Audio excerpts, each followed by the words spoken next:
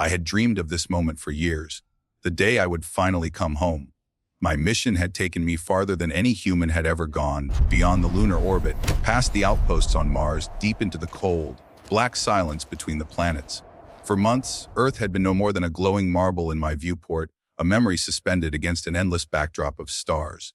I had survived radiation storms, the loneliness of interstellar drift, and the unbearable weight of silence. Through it all, the thought of Earth, blue oceans, green valleys, the sound of human voices, was what carried me through. When the capsule pierced the upper atmosphere, I expected to feel a rush of warmth in my chest. Re-entry always felt like a rebirth, the fiery scream of heat shielding, the trembling hull, the red glow outside the window as though the entire sky were aflame. It meant survival, gravity, home. But something was wrong. There was no chatter from mission control. No welcome call, no crisp instructions, no steady voice reminding me to breathe. Only static. I told myself the radio was fried. It happened sometimes. Electrical storms, interference. I tapped the console, cycling through the frequencies. Nothing. Just the whisper of white noise. The capsule shook violently as the parachutes deployed. Through the small circular window, I saw Earth's surface rushing up to meet me. Forest, mountains, a landing zone far from any city. We had agreed on that before launch. Safer, easier to recover. The capsule hit the ground with a jarring slam that rattled my bones.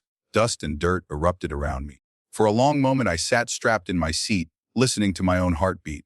I was home, I was alive. But I was utterly alone. Unclipping the restraints, I forced the hatch open.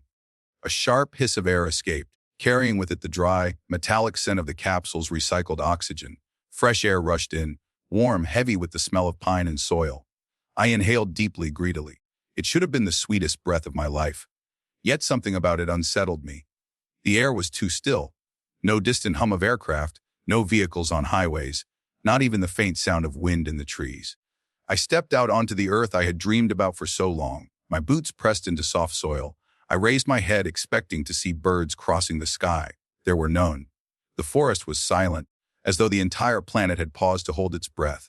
I tried the radio on my suit. "This is Commander Elias Navarro. Mission completed. Touchdown confirmed. Requesting recovery team." Static. I repeated the message twice more, pacing in a slow circle around the capsule. No answer. No helicopter, no rumble of engines in the distance. Just my voice dissolving into the void. Hours passed. I sat on the edge of the capsule, helmet off, staring into the tree line. My mind fought to explain it. Perhaps a power outage, a communications blackout, a shift in protocol.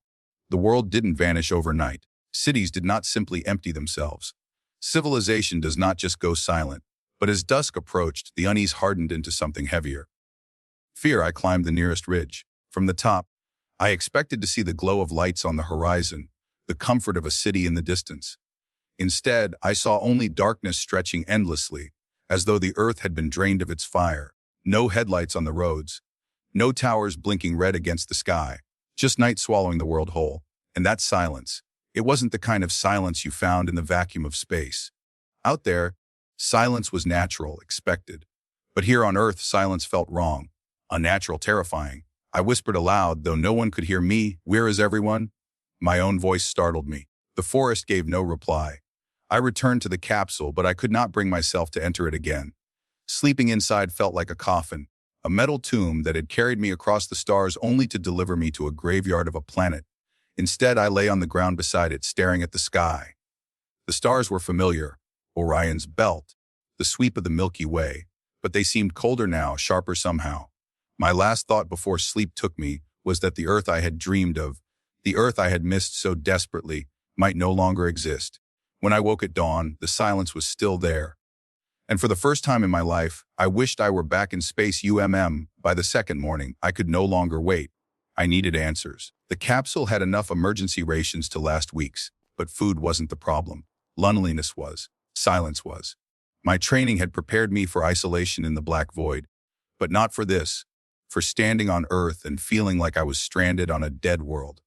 I decided to head toward the nearest town, 30 kilometers west according to the capsule's navigation system. I gathered what I could carry: a pack, a flare gun, a few ration bars, a handheld transmitter. My legs felt clumsy at first, still adjusting to the full gravity after so many months in orbit. Each step was heavier than memory allowed, but determination kept me moving. The forest gave way to a 2-lane road, cracked and buckled from years of neglect. Grass grew through the pavement. A faded road sign leaned sideways, pointing toward a name I knew well, Halewick. My hometown. My heart lurched. Halewick wasn't large, just a cluster of neighborhoods, a few shops, a school, and a church that had stood longer than the memory of most living people. It was the place I had grown up, the place I had promised I'd come back to. If anywhere held answers, it would be there. I followed the road, expecting at any moment to hear the sound of a car engine, a distant bark of a dog, maybe even a voice calling my name. But the only sound was the crunch of my boots and the whisper of wind pushing through weeds. By midday, I reached the town limits. A rusted welcome sign bent under its own weight, welcome to Halewick, a place to call home. Someone had once painted flowers along the bottom. They had faded into ghostly smudges. I stepped into the main street, and my breath caught. The town was deserted. Shops stood with their doors wide open, glass windows shattered. Mannequins frozen behind cracked panes. A car sat idling at the side of the street, its driver's door hanging open. The engine had long gone cold, dust coating the hood. A child's tricycle lay overturned in the middle of the road, its wheels squeaking faintly as the wind pushed it back and forth. But no people, not one. I shouted loud, desperate, ragged, "Hello!" Honor. My voice ricocheted off the empty storefronts, echoing until it became a stranger's voice mocking me. Then silence reclaimed the air, heavier than before. My throat tightened. I forced myself forward, moving past the bakery where I had bought sweet rolls as a boy, past the schoolyard where the swings creaked in the wind. I peered into houses. Tables were set for meals that were never eaten. A kettle sat on a stove, blackened from having boiled dry. Coats still hung on racks. Shoes waited by doors. It was as though everyone had been pulled away mid-breath, mid-step, mid-life. The absence of bodies chilled me even more than the absence of voices. Where had they gone? Why had they left everything behind? At the church, I climbed the steps and pushed the heavy wooden doors open. Inside, dust floated through shafts of sunlight. Hymnals were scattered across pews, some open as if dropped in haste. I moved toward the pulpit, and that's when I saw it. Words scrawled across the wall in jagged black paint, S-T-Y-N-S-T, T-Y-Ston. My stomach dropped. The letters were frantic, uneven, written by a trembling hand. I backed away, my pulse hammering in my ears. Who had written that? And who were they? I hurried out of the church, suddenly aware of how loud my footsteps were on the wooden floor, how exposed I was in the open air. I couldn't shake the feeling that eyes were on me, that something unseen was perched in the silence, waiting. I tried the radio again, desperation cracking my voice. "This is Commander Elias Navarro, survivor of Expedition Phoenix. If anyone can hear me, please respond." Static. Always static. By dusk, I had made my way to my parents' old house at the edge of town. The front door stood ajar. My hand trembled as I pushed it open. Inside, everything was as I remembered. The worn couch, the photographs on the mantel, my mother's old clock still ticking. That sound, that steady rhythm, nearly broke me. It was the only sign of life in the whole world. I wandered into my childhood room. The posters were still on the walls, faded but intact. My old telescope stood by the window, aimed at the sky. Dust covered everything. My bed was made. No one had slept here in years. I sat down on the floor, pressing my hands against my face. I had crossed the void of space to return home, and yet home was emptier than the void. And then, just as exhaustion pulled at me, I heard it. A noise, not the wind, not the creak of wood, not the ticking clock. It was a whisper, a voice, from somewhere down the dark hallway. I froze. The whisper was faint, barely more than a breath carried on the still air. For a moment, I thought it might have been my mind playing tricks on me. Hallucinations born of exhaustion, the loneliness gnawing at the edges of my sanity. Space had done that to me once or twice. Phantom voices crackling in the radio static, the illusion of movement in the corner of my eye. But this was Earth. Here, voices weren't supposed to be illusions. "Hello," my own voice trembled. "Who's there?" The hallway stared back at me, dark and empty. The whisper did not return. I forced myself to stand, every muscle tight with fear. I moved slowly toward the sound's origin, my parents' bedroom. The door was half shut, shadows pooling beneath it. I nudged it open with the edge of my hand. The room was empty. Dust coated the bedspread. A framed photo of my parents sat on the nightstand, smiling at me as though time had never touched them. But the air was heavy, charged. "Navarro." The whisper came again. Clearer this time. So sharp I nearly dropped the transmitter in my hand. My chest constricted. Someone had said my name. Not Astronaut, not Commander. My name. I spun, searching every corner, every shadow. Who's there? Show yourself? Nothing. Only silence and the ticking of that clock in the other room. I backed out of the bedroom and pressed my back to the wall, forcing myself to breathe. My rational mind struggled to explain it. Maybe a recording device, a leftover intercom system crackling back to life after decades. But how would it know my name? I didn't sleep that night. Instead, I sat in the living room with my back against the door, flare gun on my lap, eyes fixed on the hallway. The whisper never came again. At dawn, I decided I couldn't stay in the house. The memories there were too sharp, the silence too loud. I needed answers, and sitting in a dead town wouldn't give them to me. I packed what little I had and left, following the main road deeper into the city. As I walked, I began to notice strange details I hadn't before. Posters plastered to walls with peeling tape, all carrying the same message, Dio non listin. In some places, the words were carved into brick with knives, desperate and jagged. In the center of town, I found the police station. The front doors had been forced open. Inside, papers littered the floor like snow. Most were ordinary reports, but one binder sat on a desk, its cover stamped EMMRGNCYRTIVE. My hands shook as I opened it. The entries were fragmented, written in a rush, mass evacuations ordered. Unknown auditory phenomenon affecting population. Symptoms: hallucinations, compulsive behavior, eventual disappearance. Containment impossible. Communications collapsing. Recommend immediate withdrawal from all major population centers. The last entry was almost illegible, ink smeared by what looked like water or sweat. TWHTRUGA CE. Dio Nelistin. Dio na arns du er. I closed the binder, my pulse hammering. Was that what I had heard? A voice in the silence. Was I already infected by it somehow? I stumbled out of the station and into the street, gasping for air. My mind replayed the whisper of my name over and over. If the phenomenon was real, then maybe I hadn't imagined it. Maybe something truly was here, watching, waiting for me to listen too closely. By the time the sun dipped low, I found myself in front of the old radio tower on the edge of town. Its steel skeleton loomed high into the reddening sky. If there were any survivors left, any at all, someone would be listening for signals. Maybe I could reach them. Inside, the equipment was old but functional. I powered up the transmitter, the machines humming reluctantly to life. Static filled the room. "This is Commander Elias Navarro," I said, my voice shaking. "If anyone can hear this, I need assistance. Click. The static shifted. And then, a voice replied. Not human. Low, distorted, almost mechanical, as though the sound itself had been bent by the weight of space. "Elias Navarro," it whispered, dragging my name like a blade over stone. I recoiled, slamming the power switch off. The room went silent again, but the echo of that voice lingered in my skull, vibrating behind my eyes. I sank into the chair, my body trembling. I wasn't alone. Not on this planet, not in this silence. Something was here, and it knew my name. I sat in the dark of the radio room long after I shut down the transmitter, gripping the edge of the desk until my knuckles turned white. The whisper of my name still clung to the air, crawling inside my skull like a parasite. It hadn't been human. I knew that with a certainty I couldn't explain. The way it stretched my name, the metallic undertone, the coldness. It wasn't the warmth of a voice reaching out to another. It was something else, something using the sound of a voice. I forced myself to breathe. "You're imagining things," I muttered aloud, though even as I said it, I didn't believe it. The radio tower wasn't safe. I gathered my pack and left, stepping back into the dimming twilight. The sky was bleeding into orange and purple, the first stars flickering to life. I should have felt comforted by their familiar glow. Instead, they looked like eyes watching me. I headed toward the outskirts of town, hoping to find some clue, anything, that explained what had happened here. That's when I noticed the gas station, its sign flickering faintly with what little power remained in the grid. A single bulb above the door buzzed, weak but alive. Inside, the shelves were half empty, dust-covered cans and bottles. A radio sat behind the counter, silent. As I scanned the aisles, my eyes fell on something out of place, a portable recorder resting on the floor near the back. I knelt and picked it up. The casing was dented, but the power light flickered faintly.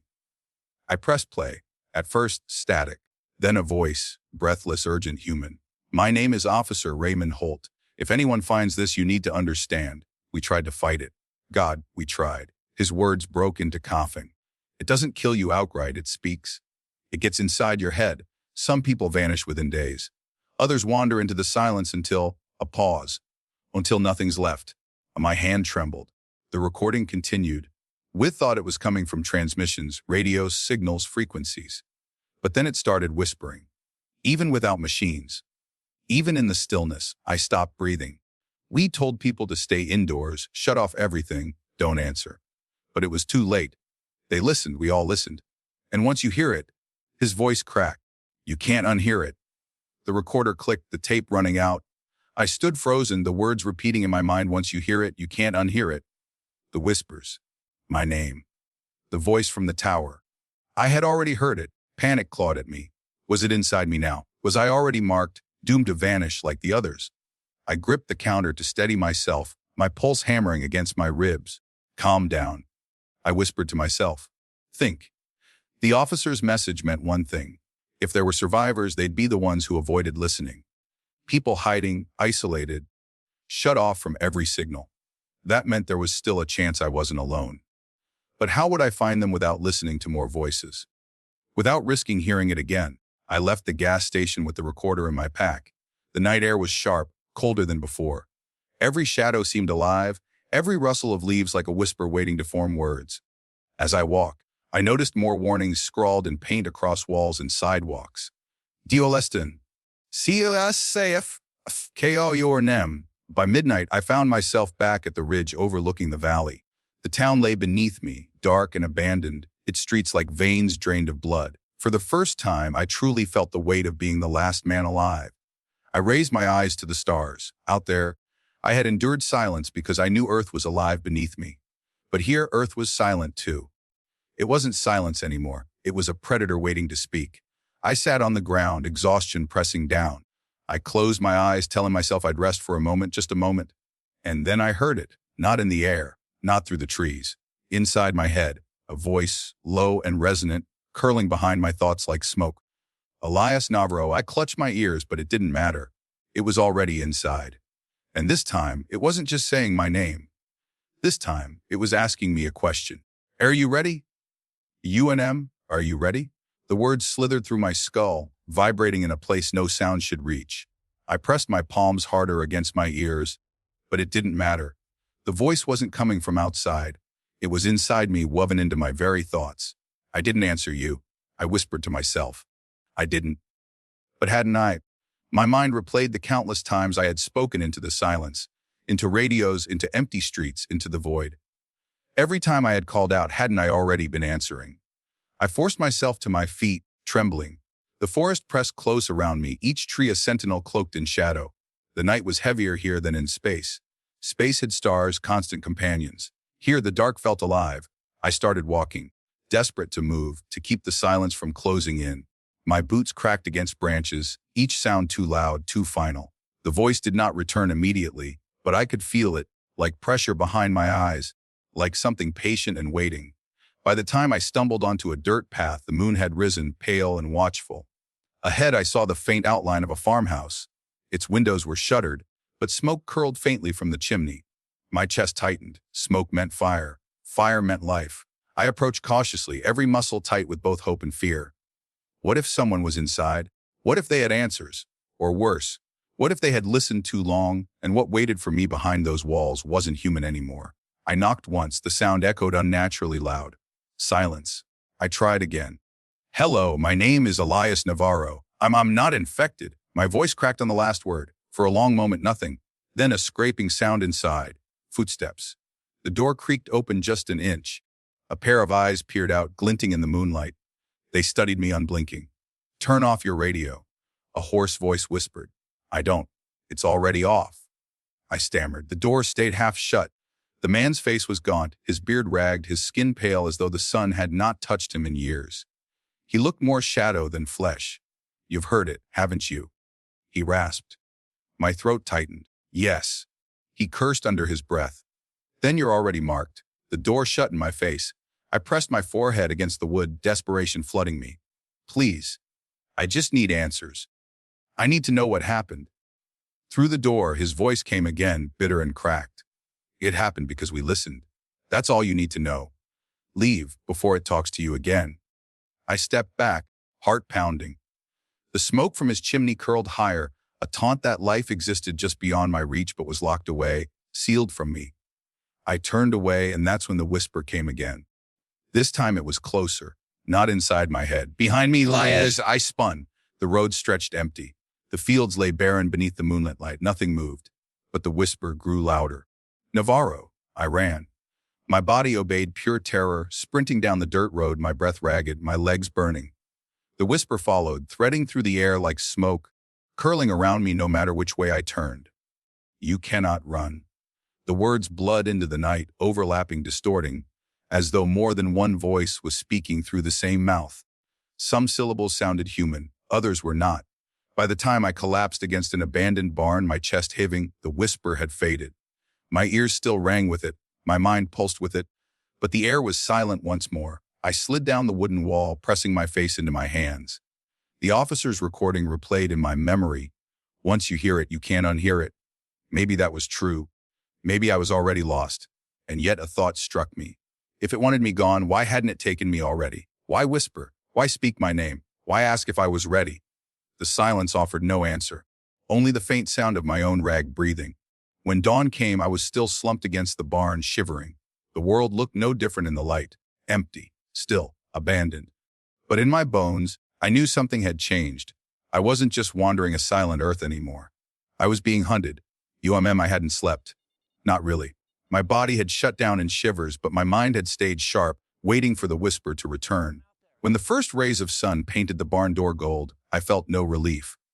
If anything, daylight only made the silence more unbearable. I staggered to my feet and pushed open the barn door.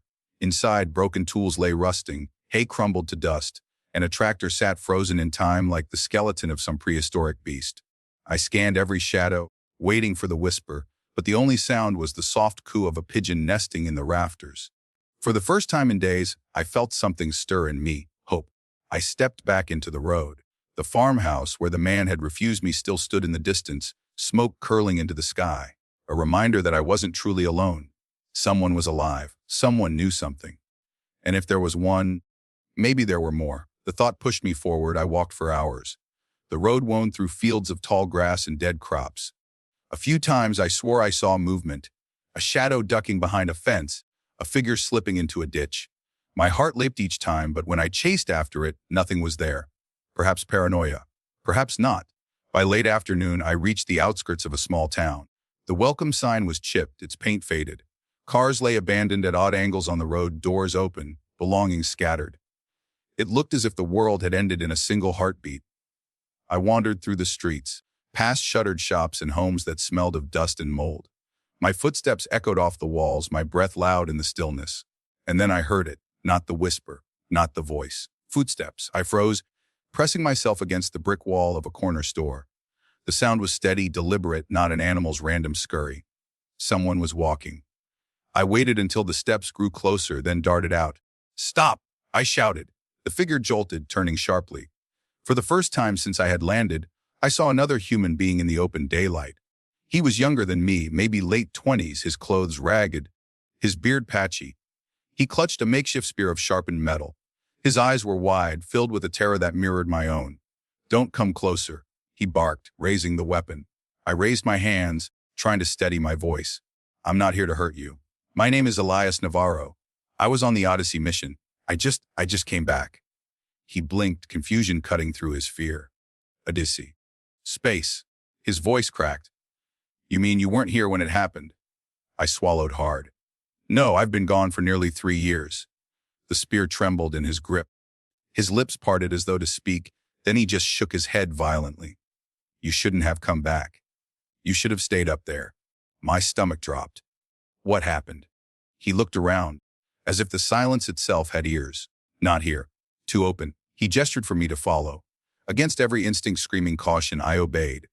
He led me through back streets and into a crumbling library. Dust motes floated in the dim light filtering through broken windows. He guided me down into the basement, where a lantern flickered weakly against the damp stone. Only when the door was shut behind us did he finally speak. "They called it the calling," he whispered. "That's what we named it. One day people started hearing it. Some in dreams, some in radios, some just in their heads. At first it was faint, a word here, a phrase there.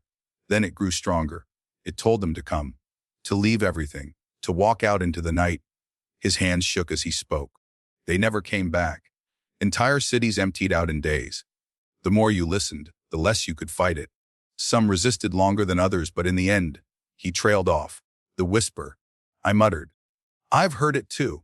His eyes darkened. Then you're already marked. I sat down heavily, the truth crushing me. The officer's recording, the farmhouse man's warning. It all fit. Humanity hadn't been wiped out by war or plague. It had been summoned. By what? I forced the question out. Where did they go? The young man shook his head. No one knows. Some say they walked into the oceans. Some say into the forests. Others think. He paused, swallowing hard. They think it wasn't Earth they were being called to. My skin prickled. Not Earth. He leaned closer, his whisper sharp as glass. They say it came from the stars. The lantern flickered, shadows lurching across the walls.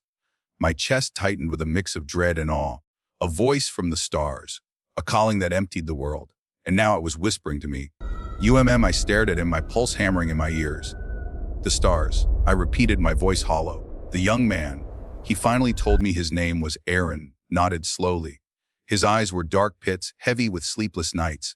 That's the only thing that makes sense, he whispered. The calling wasn't random. It was coordinated like a signal sweeping across the earth. It reached every city, every village. People heard it and they obeyed. I tried to steady my breathing. My rational mind wanted to reject it, to chalk it up to hysteria, mass psychosis, some disease of the brain. But the whisper I had heard in the darkness, threading itself through my thoughts, made it impossible to dismiss. Aaron saw the doubt on my face and leaned closer, his voice low and urgent. I've been hiding in the ruins for months. I've watched people vanish, Elias. Entire families walking into the night, eyes glazed, their lips moving in silence, like they were answering someone only they could hear. My stomach twisted. I thought back to the farmhouse. The man who had shut me out, his voice trembling. Don't let it in. But why me? I asked. Why would I hear it too? I was in orbit far away. Aaron's face hardened. Maybe that's why it wants you more. Maybe you're proof that it isn't just Earth it can reach. It's bigger than us. Wider than us. I sank against the cold stone wall, the weight of his words pressing down on me. If this calling could thread through the cosmos, then nothing, no distance, no frontier, was beyond its grasp. Do you know where they went?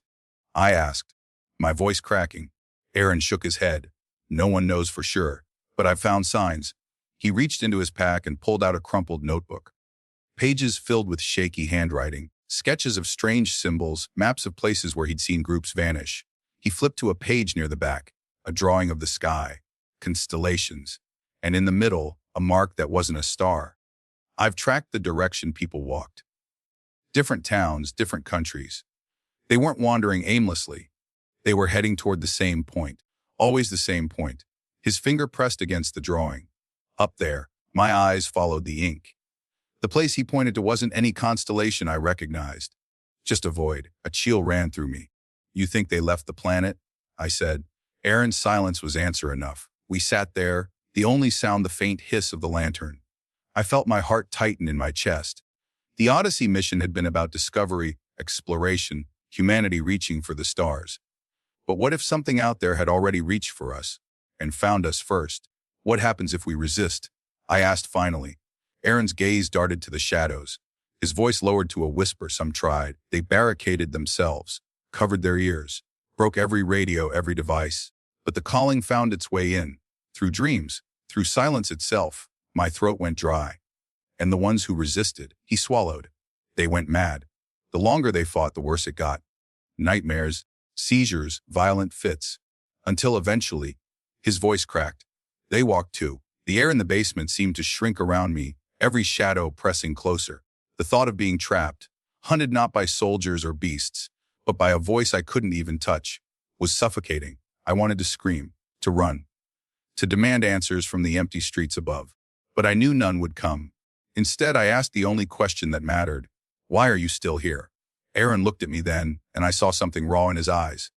Not hope, not defiance, just exhaustion. I don't know, he admitted. Maybe I'm broken. Maybe it doesn't want me. Or maybe... His gaze dropped to the floor. Maybe it's saving me for last? The lantern sputtered, its flame shrinking. The darkness around us thickened. I felt the whisper stir again, faint but insistent, like fingers brushing the inside of my skull. Elias. I snapped my head up, breath catching. Aaron's eyes widened. You heard it, didn't you? I nodded slowly, my skin crawling. It knows your name, Aaron whispered. The lantern died, plunging us into blackness. And in the dark, the whisper wasn't faint anymore. It was all around me, wrapping my thoughts, my heartbeat, my very breath. Come. The whisper lingered long after the lantern died. Come. It wasn't a voice that thundered. It was gentler, like the memory of someone I once loved, coaxing rather than commanding. That was what made it terrifying. I fumbled in the dark until Aaron struck a match, lighting a stub of candle.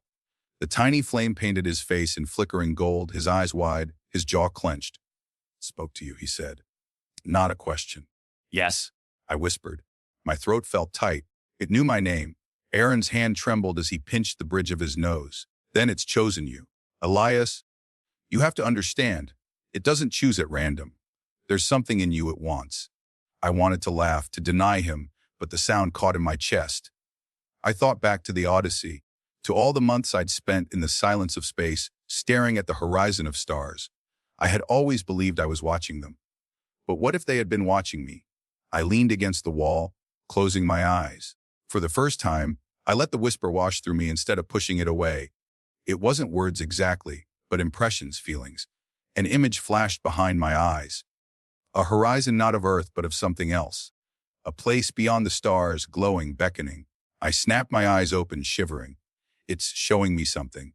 Aaron cursed under his breath. That's how it begins. That's how it pulls you. First, the visions. Then you start to want them. But what if? I hesitated, afraid of my own thought. What if it isn't evil? What if it's an invitation? Aaron's face twisted with anger. Invitation. Elias, billions of people are gone, vanished into thin air. Do you think they got a choice? Do you think they're sitting somewhere safe, drinking coffee on another planet? No, they're gone. Erased. His words were knives, but doubt gnawed at me. Erased or transformed. I pressed him. You've never seen where they went. You don't know what happened to them.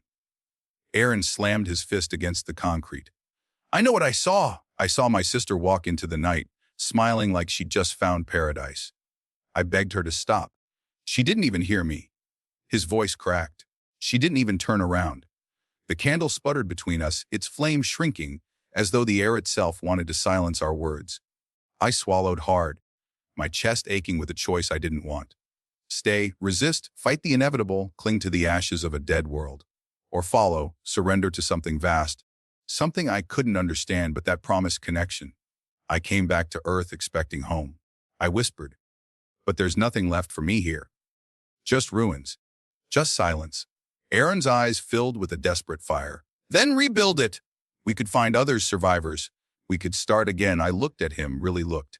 The bags under his eyes, the tremor in his hands, the weight of months of loneliness etched into every line of his face. He wanted to believe survival was enough. That breathing, eating, and hiding meant living. But I had spent too long in the void of space. I knew the difference between existing and living, and the calling it felt like life. The whisper brushed my mind again, softer this time. Elias, we are waiting. I pressed my palms to my temples, torn between the warmth of its promise and the cold terror in Aaron's gaze. Finally, I spoke. My voice shook. Maybe it isn't about survival anymore. Maybe it's about evolution. Aaron recoiled as though I'd struck him.